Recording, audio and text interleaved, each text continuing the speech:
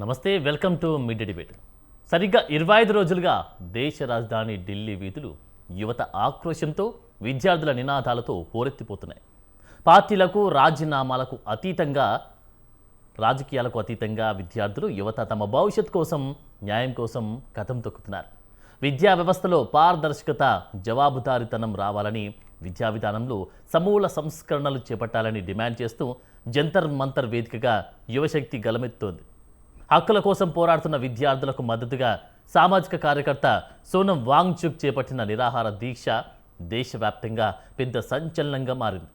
అయితే తమ హక్కుల కోసం శాంతియుతంగా పోరాడుతున్న పిల్లలపై, విద్యార్థులపై పోలీసులు విచక్షణారహితంగా దాడులకు పాల్పడడం తీవ్ర దిగ్భ్రాంతిని కలిగిస్తోంది. దీనిపై బీఆర్ఎస్ కార్యనిర్వాహక అధ్యక్షుడు కేటీఆర్ తీవ్రస్థాయిలో ధ్వజమెత్తారు. ఉద్యమ పార్టీగా ప్రజా పోరాటాలకు సదా గౌరవం ఇస్తాం. ఢిల్లీలో పిల్లలపై పోలీసులు జరిపిన దాడులు అమానుష్యం అని ఆయన మండిపడ్డారు. విద్యార్థులేమైనా ప్రధాని మోదీని, అమిత్ షాను కుర్చీలు దిగమని అడిగారా, లేదా అధికారాన్ని తమకు అప్పగించమని కోరారా అంటూ కేవలం తమకు జరిగిన అన్యాయాన్ని సరిదిద్దమని, న్యాయం చేయమని మాత్రమే అడుగుతుంటే వారిపై లాఠీలు జులిపించడం ఏ రకమైన ప్రజాస్వామ్యమని ప్రశ్నించారు. ఎవరితో పెట్టుకోకూడదో వారితోనే మోదీ పెట్టుకున్నారు. రాజ్యమా ఉలిక్కిపడు అంటూ కేటీఆర్ హెచ్చరించారు. జాతీయ మీడియా ఈ పోరాటాన్ని తొక్కిపెట్టే ప్రయత్నం చేసినప్పటికీ జెన్జెడ్ సాంకేతికతను ఆసరాగా చేసుకొని సోషల్ మీడియా వేదికగా ఈ ఉద్యమాన్ని దేశం నలుమూలలకు తీసుకెళ్లింది. ఈ నేపథ్యంలో అసలు విద్యార్థుల ఆందోళన వెనుకున్న అసలు కారణాలేంటి? ప్రభుత్వం వారి సమస్యలను ఎందుకు పరిష్కరించలేకపోతుంది? యువత తిరుగుబాటును అణచివేయడమే కేంద్రం నైజమా? ఇదే అంశంపై ఇవాల్టి మనం మిడ్ డిబేట్లో చర్చిద్దాం. మన మిడ్ డిబేట్లో పార్టిసిపేట్ చేస్తూ ఉన్నారు రాజు నేత గారు, బీజేపీ నేత, అలాగే హేమ గారు, ఆప్ నేత, అలాగే బండారు రామ్మోహన్ రావు గారు, సీనియర్ అనలిస్ట్. నమస్కారం సార్ అందరికీ. రైట్ సార్, మనం ప్రధానంగా బండారు రామ్మోహన్ రావు గారు, మీరు చెప్పండి.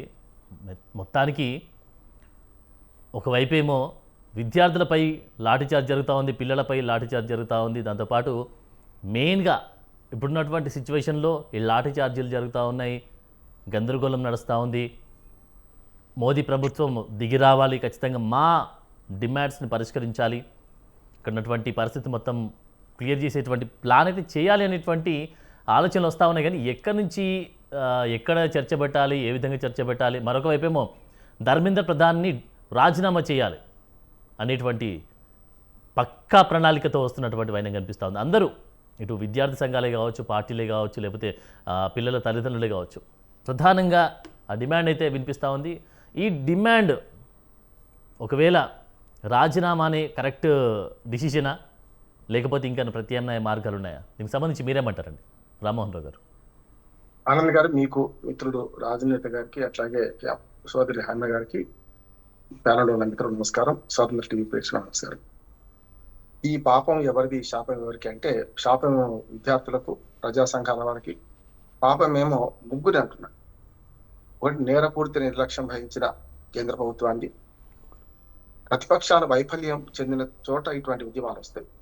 అంటే ప్రజా సమస్యలు ప్రస్తావించడంలో వైఫల్యం చెందిన ప్రతిపక్షాన్ని రెండో బాధ్యత. మూడోది, అతిపెద్ద బాధ్యత, గట్టిగా మాట్లాడితే మొదటిది అంటున్నాను నేను, ఈ సుప్రీంకోర్టు, హైకోర్టు, ఉన్నత న్యాయస్థానాలు, అత్యున్నత న్యాయస్థానాలు న్యాయవాదిగా చెప్తున్నాను, ఇక్కడ కోర్టు ధిక్కారం కాదు ఇది. ఎందుకంటే వాళ్ళు వేసిన సెటైర్ల వల్లే కదా ఇప్పుడు ఈ పార్టీ పుట్టింది. వ్యాఖ్యలు ఎవరి మీద చేయొద్దు అంటారు వాళ్ళే, హైకోర్టుకు మద్దలిస్తుంటారు, కానీ వాళ్ళు మాత్రం వ్యాఖ్యలు చేస్తుంటారు. వద్దింకల్లాగా పోల్చిన వాళ్ళ వల్ల వచ్చింది కదా ఈ పార్టీ. పోనీ అక్కడికన్నా ఆగినరా అంటే, న్యాయ వ్యవస్థ గురించి ఎందుకు మాట్లాడుతున్నాను అంటే, వ్యక్తిగతంగా తిట్టొద్దు, కానీ నిన్న కాక మొన్న సుప్రీంకోర్టు మళ్ళీ మాట అన్నది, వీడియో చూడండి మహాపాపం, మాకు కొట్టిండు మమ్మల్ని, వీడియో చూడండి ఇస్తే వీడియో చూసే సమయం లేదు, మాకు తీరిక లేదు పోమ్మని తిరస్కరించింది. నేనేమంటా, ఇవాళ కాదు రేపు తీసుకుంటారు, రేపు కాదు ఎల్లుండి తీసుకుంటారు కేసు అనాలి. హైకోర్టుకున్న విజ్ఞత, జ్ఞానము సుప్రీంకోర్టుకు లేదక్కడ నేను మాట్లాడుతుంది. ఎందుకంటే హైకోర్టు ఇవాళ కాదు రేపు తీసుకుంటా అనేది ఇచ్చింది, టైం ఇచ్చింది, అందరికి నోటీసులు పట్టింది. మరి హైకోర్టులకు వీళ్ళు శుద్ధి చెప్తారు కదా, మాకు తీరిక లేదు, మేము తీసుకోము, గట్టిగా మాట్లాడితే అని సిజేపీకి మద్దతు చేసినట్టు కాదు, వాళ్ళు వ్యతిరేకం చేసినట్టు కాదు, ప్రభుత్వానికి వ్యతిరేకం చేసినట్టు ఎవరైనా చెప్పారంటే, ప్రభుత్వానికి మేలు చేసినట్టు అంతకంటే కాదంటాడు. ఇంతకంటే ఎక్కువ మాట్లాడిన కోర్టుల గురించి మూడో పాపం కోర్టులది. ఇక ప్రతిపక్షాలది వైఫల్యం ఏంటంటే, ఈ ప్రజా సమస్యలు ప్రస్తావించడంలో నాలుగోది సిపిఐ గురించి కూడా మాట్లాడతా. ఈ వరుసగా ఒక 2 నిమిషాలు ఇస్తే ఈ వరుసగా మాట్లాడుతాను ఏం చేస్తాను. చెప్పండి. మొదటిది ప్రభుత్వం నిర్లక్ష్యం ఏంటంటే ప్రభుత్వం కన్న తల్లి లాంటిది తండ్రి లాంటిది కదా. ఉమ్, అటువంటి అప్పుడు కన్న తల్లిదండ్రి న్యాయం చేయకపోతే ఏం చేస్తాం మనం? అవును. తండ్రి కొడితే తండ్రి దగ్గరికి వెళ్తాం కదా. ఇప్పుడు కేంద్ర ప్రభుత్వం తండ్రి లాంటిది అనుకుందాం.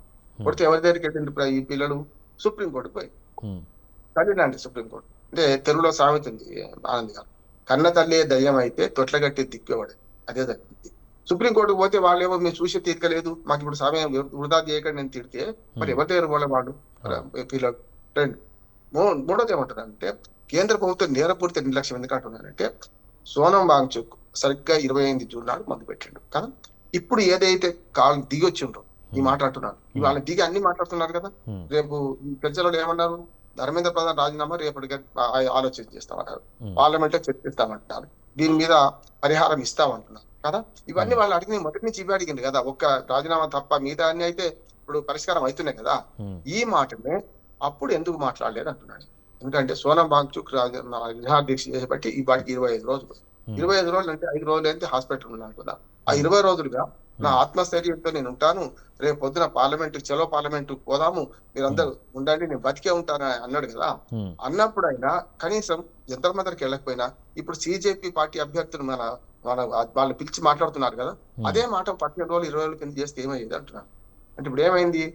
బస్సు వెళ్ళిపోయినాక బస్ స్టాండ్కి వచ్చినట్టు, రైలు వెళ్ళిపోయినాక రైల్వే స్టేషన్కి వచ్చినట్టు. నేను ఏమంటాను, ఆనాడే ఈ పని చేస్తుంటే బాగుంటుంది నెంబర్ 1. ఉమ్, రెండోది ఏంటంటే వాళ్ళు ఏవైతే అడుగుతున్నారో వాటి గురించి ప్రతిపక్షాలను సంప్రదించి అవగాహనకు వచ్చి కూర్చోవాల్సి ఉంటే. రెండోది పార్లమెంట్ సాక్షిగా ఈ డిమాండ్ పార్లమెంట్ లో కూడా ప్రతిపక్షాలు చేసినాయి కదా. ఆనాడు ఇదే ఇవాళ కాదు రేపు కాకుండా ఎల్లుండి తీసుకుంటాం అనే బదులు వాయిదా వేసింది కదా. 20వ తారీఖు నుంచి వాయిదాల పరిమితి కొనసాగుతుంది కదా. అందుకని నేను ఏమంటా అంటే ప్రభుత్వం మీద బాధ్యత ఎక్కువ ఉండేది. డిఫెన్స్ లో పోవాలి, అఫెన్స్ పోవద్దు. ఇగ్నోరెన్స్ సరైనది కాదు, పూర్తిగా పట్టించుకోలేదు. వీళ్ళు ఏం చేస్తారు పిల్లలు అనుకున్నారు, తీరా మిక్కుడానికి వచ్చినాక ఇప్పుడు పట్టించుకుంటారు. ఇక రెండోది ప్రతిపక్షాల వైఫల్యం. ప్రతిపక్షాలు నిజంగానే ఈ సమస్యను కనుక గట్టిగా తీసుకుని ఉంటే ఇప్పుడు విద్యార్థులకు దెబ్బలు కూడా తాకేది కావుతున్నా. 20 రోజులుగా ఉద్యమం చేస్తున్న సోనం వాంగ్చుక్ కనీసం రాహుల్ గాంధీ పోయి కలిసిండా, మాట్లాడిండా, నిరాదేశ చెప్పిండా మేము ఉన్నాం, మీ తరఫున మేము కొట్లాడతామని ప్రతిపక్షాలు హామీ ఇవ్వాలి. ప్రభుత్వం తప్పు చేసింది ఉదాహరణ అనుకుందాం. వీళ్ళు చేయాల్సిన పని అది కాదు. అంతేందుకు హాస్పిటల్లో చేరినందుకన్నా జంతర్ మంతర్కి పోలేదు. హాస్పిటల్లో చేరినప్పుడన్నా పోయి మాట్లాడాల్సి ఉండే కదా, విరమించేది ఉండే కదా. ఇప్పుడు ఎక్కడికి వచ్చిందంటే 2 మంత్రులు పోయి ఇప్పుడు హాస్పిటల్లో నేను రాత్రి ఆయన నిమరాశం ఇచ్చి ఊరుకోండి దీక్ష విరమించేసారు. ఈ పని అప్పుడు చేస్తే మహానుభావం బాగుంటుండే కదా. ఇప్పుడు ఏమైంది? విద్యార్థులు దెబ్బలు తాకినాయి, పోలీసులు దెబ్బలు తాకినాయి, దేశం అంతా అల్లోకాలలో జరిగింది, ఎట్లా పడితే అట్లా తయారైంది కదా. ఇది ఎవరి పాపం చెప్పండి? అందుకని తిలా పాపం తలా పిడికడి మొత్తం అందట్లా అంటున్నారు. కేంద్ర ప్రభుత్వం బాధ్యత ఏంటంటే ఇప్పుడు చేసే ఏ చర్యనైనా కొంచెం 15 రోజులు ముందు చేస్తుంటే ఈ సమస్య రాకపోయింది. అంటే ఇంత పెద్దగా వస్తే అనుకోలేవాడు. ప్రజలు తిరగబడితే ఏమైద్దో ఇవాళ కాదు, గాంధీ మహాత్ముడు ఆనాడు అన్నాడు, ఎప్పుడైతే మంచి ఉద్యమంలో కూడా దొంగలు చొరబడతారు అని చెప్పి చొరచోరి సంఘటనలో జరిగిన తర్వాత మొత్తం ఉద్యమాన్ని ఆపేసిండు గాంధీ మహాత్ముడు. అంతేందుకు జయప్రకాష్ నారాయణ, లోక్నాయక్ జయప్రకాష్ నారాయణ జనతా ప్రభుత్వం రాకముందు ఎమర్జెన్సీ తిరగబడితే ఎవరు లాభపొందిన? జనతా పార్టీ కదా. జయ తెలంగాణ ఉద్యమంలో ఆనాడు లాభపడ్డది ఆనాడు కాంగ్రెస్ పార్టీ లీడరే కదా, మొట్టమొదటి పెడతా కదా.